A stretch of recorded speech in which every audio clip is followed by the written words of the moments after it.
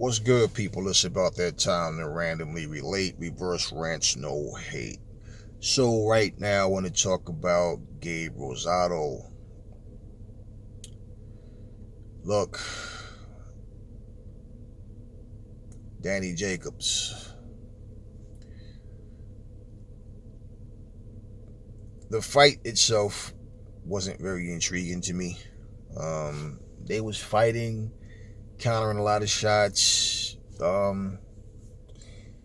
It was just one of those fights where they're actually fighting, but it was just nothing going on. It's one of those weird situations where, yeah, they're fighting, they're throwing punches, but it was just a boring fight. It was really nothing happening. It's nothing really even memorable about the fight. Like I said, they both were just countering shots. They both would, it, it, it one shot at a time, no real combination shots. They were both trying to be careful. It's one thing even for me when I see fighters being very tactical and being real cerebral about what they're doing, and people may say, oh, it's boring because the guy's picking the guy apart, and it's like they put on a boxing master class, but people want knockout, they want aggression, they want just constant just pressure, and it's like everybody's not it's every fight shouldn't be the same anyway. This was just a weird fight because it's like they were fighting, but it was just, honestly, y'all, I found myself nodding off a couple of times, and I had to really sit there and get an energy drink. Okay, I had to get 2 kickstarts, and I'd sat there. Okay, cool. And I'm watching the fight, and it was just like, okay. The fight itself wasn't really nothing to talk about, and I'm not going to say a lot of people who didn't see it and act like it was something special, because it wasn't. But both men did what they brought what they had tonight. Okay. Let me just tell y'all this. Rosado thought he won that fight. A lot of people thought that Rosado won the fight. There's people who were split on the fight, and there's some people who felt like Danny won. So you never know if people are making these comments out of hate, or if they genuinely really feel like that person won. I will say this though, okay, regardless. Rosado did a lot better against Danny Jacobs than people thought, and even Danny Jacobs himself. Now, Rosado is known for coming up short, and Danny Jacobs told him, look, you didn't earn this shot. I chose you. I'm giving you the shot to shut your mouth. And the fact that Danny Jacobs brought up who he's lost to in the past, and how, basically he just took the fight because it's personal for him. And he admitted he got roasted on social media, and people was, for taking his fight. Now myself, I didn't roast him. I don't ever go on nobody's channel to tell him nothing. But I'll talk about it on my channel, That's why I have a platform. But I myself was like, why are you even taking this fight? And it doesn't look good on Danny Jacobs' part, because even if you think he won, if you're being honest with yourself, he barely won. If you think he won, he barely won. And Gabe, he did a lot better. Now, I saw them as being on 2 different levels. But at the same time, it's not like, now when I say that, it's not like where I feel like, Danny is just superior to this guy. No. I just feel like Danny Jacobs can do more things than Rosado. Rosado came prepared. But see, the thing with Rosado and with Jacobs, neither one of them are dominant in terms of when it comes down to the wire. Let me lock these rounds up. It's like they just keep the same pace. They don't show no real sense of urgency, to seal the deal, to keep it from going the distance. So I was just watching, and here's the thing, okay? I think both of them, they've peaked already. They're both as good as they're going to be. There's no, okay, back to the drawing board, I'm going to come back. No, when I saw Danny Jacobs fight Canelo, for example, and people, I don't know for people that were saying that Canelo lost, I'm like, because that fight, when it happened, I didn't see it live, and I'm like, I watched the fight. I'm like, nah, man, Canelo won that fight. What the fuck are y'all talking about? Then you have people that feel like he beat Triple G. Now, the Triple G fight was closer than, I mean, come on. Canelo, that fight wasn't even close. Danny Jacobs lost. But regardless, it's like no sense of urgency to seal the deal. You know, and you think back to guys like Marvin Hagler versus Thomas Hearns to when we're talking about second round. Thomas Hearns is cut. I mean, Marvin Hagler's cut. And Thomas Hearns, I mean, you know, that Pearson jab, he's moving. He's throwing everything at Marvin Hagler, and he just can't keep him off him. And then Marv is just constantly pressure. Finally, in the third round, he says, like, I got to knock him out. He goes into the third round, and he does just that. Now, even if you don't get the knockout, but the point of doing more than what you're doing that to keep the fight close, to stay in the fight, neither one of them show that kind of urgency in any fight. So Rosado, to be honest with you, even in his defeat, he may get, somebody may even say, hey, you know what, I think you really beat Danny Jacobs. And then he might find himself getting another shot. He might. Because most people thought Danny Jacobs was going to blow him away. And that is not what happened. Now, Danny Jacobs, I don't know. Does he fight Jamal Charlo? You know, does he rematch Canelo? Does he rematch Triple G? I don't know what direction or what's going to actually happen, but it made me think about kind of like when Felix Stern fought Oscar De La Hoya.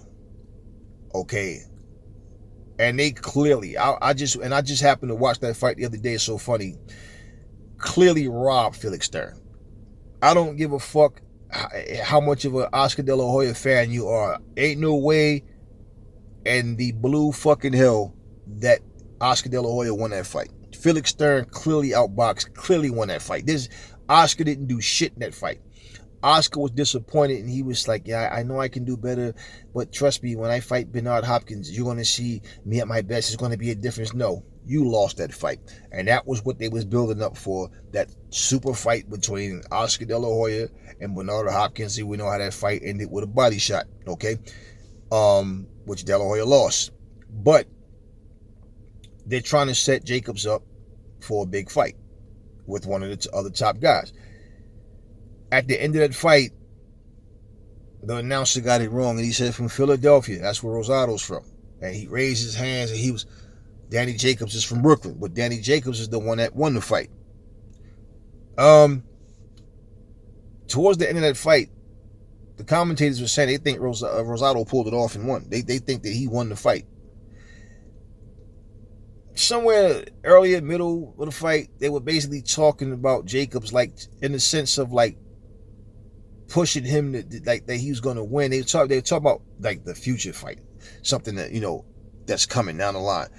Almost like they was writing Rosado off. Like they feel like, you know, any minute now, you know, like pretty much like Jacobs was just going to start to take over. It never happened. He never once dominated in that fight. Neither did Rosado. But for someone like Rosado who comes up short all the time, and he comes to fight, but he just comes up short. And for that to happen, for him to I mean, Jacobs didn't blow him out the water at all.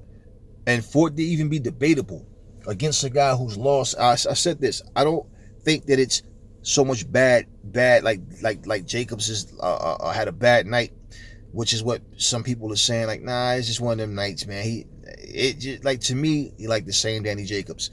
Danny Jacobs, to me, he's not great. He's a good fighter. He's good. I like Danny Jacobs as a fighter. He's a good fighter. But Danny Jacobs is not a guy that's hard to figure out. He fights hard. He comes to fight, but he gets hit, man. Danny Jacobs is... Rosado is not good enough to really put hands on him with throwing combinations and really getting mad. And neither one of them were throwing combinations. They was just like really pretty much one hard shot at a time, one shot at a time. Just it was really a boring ass fight, you know. And Rosado couldn't test him. He's not on the same level as a Canelo or Triple G. Now Triple G getting older. I think Triple G is slowing down. I really believe that he's slowing down, you know. And if you just look at Danny Jacobs, he's not going to get any better. Neither is Rosado. But Danny Jacobs has showed flaws as well. He showed that he can be hit. He doesn't have the best reflexes. He definitely, he's there to be hit. And against the elite guys, I'm gonna put it to you like this. I don't think Danny Jacobs can beat Jamal Charlo. I don't think he can beat Jamal Charlo. Okay? I don't think he can beat Jared Hurd. No, I can't really say that. I'm sorry, not Jared Hurd. Demetrius Andrade. That's what I meant, not Jared Hurd. I don't think he can beat Demetrius Andrade. I think he loses in a rematch to Canelo. He might beat Triple G in the rematch.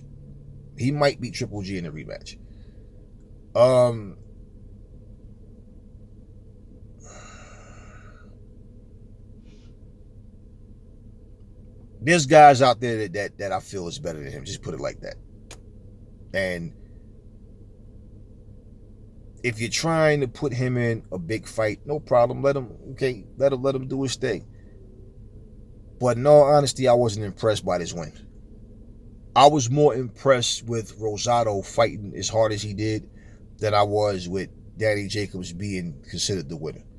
Because in all honesty, for a guy to lose and keep coming up short like Rosado does, and for you to be this confident and this, this cocky towards him, you said he was tired of his mouth, you wanted to shut him up, and that's the reason you took the fight. He didn't earn it. And yet, this fight, it even got to the point where Rosado had his arms up the whole time. They was announcing the winner. And in the beginning, Jacobs did too. When they started to read the scorecards, he put his hands down, and I'm not gonna lie, looking at his face, he looked worried. It wasn't a dominant performance. It was a dog fight. This is not a fight that's gonna have high replay value. It's a fight like if you're breaking it down to study it, okay. But as far as just an exciting fight, so it was really, really not a good fight at all to me, in my opinion. I wasn't impressed. I felt like, okay, Danny Jacobs, again, he's a good fighter, but there's guys out there. He wouldn't beat Billy Joe Saunders, man. He wouldn't beat Billy Joe Saunders. Even people was talking about, you start matching him up. I don't think he beats Caleb Plant. I don't think he beats what's my man name? I forget his name, but there's just guys when you talk about the elite, like put it like this: if you take a top 10 of the elite, and he fights at 160, 168, the guys that he could fight, there's guys there that I feel like would beat Danny Jacobs, and I like that, and I like him as a fighter. I like him as a fighter, but I'm just being honest. He's not. I can't even remember the guy's name. But you remember he got stripped for missing weight, and then Canelo they was trying to, putting his name in this tournament at 168 for the WBO title that he got stripped of. I forget his damn name. Forgive me for that, because he wasn't really part of the conversation. But just thinking about it now, like, I don't think he beats him. I really don't think he beats him. I don't think he beats the elite level top fighters. I think Danny Jacobs is in a situation of he fights hard, but he's going to come up short against these guys. Danny Jacobs, he has one gear. He's a good boxer, but he has one gear. He doesn't turn it up. He just does the same thing, and he'll try to maintain that through the fight, but he'll fight hard. But he's not like one of those guys that can just switch up and do things different and bring and just like, shift gears and give you different looks. He doesn't do that. He does what he does, and he just fights hard or try to fight harder by doing the same shit and then trying to use that grit. I don't see him. I really don't see him. I don't see him the way a lot of people say that and the thing is, the way I see him is how I've always seen him. He's good, but not great. And